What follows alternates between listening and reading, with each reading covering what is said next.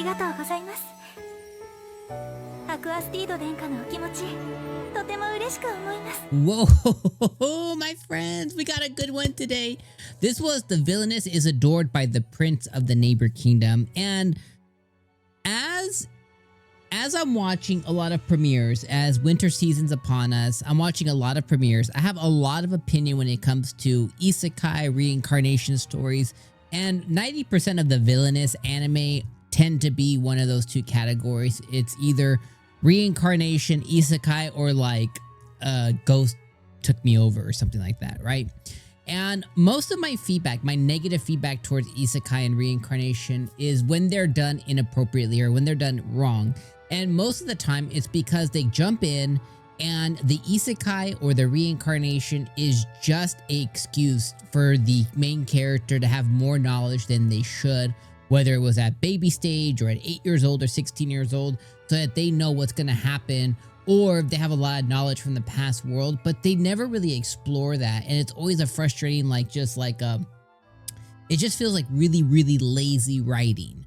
Now, the reason I thought this anime was so good is it immediately it overcame the thing that I would normally be like really uptight about, which is it explained to us pretty clearly.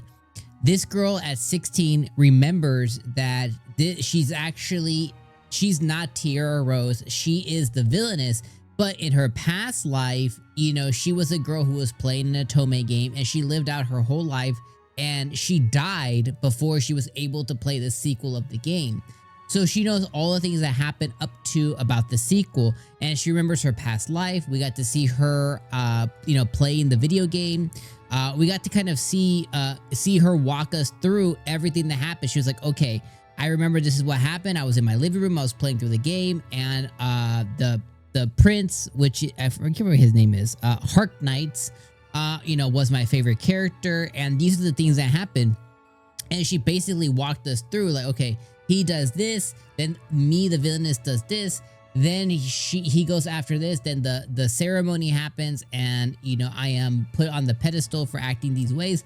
But thankfully she didn't do any of the villainous stuff outside of putting him in his place and making sure that the girl that he's cheating on her with understands their disparity of levels, and she in a public setting is doing the things she's supposed to do.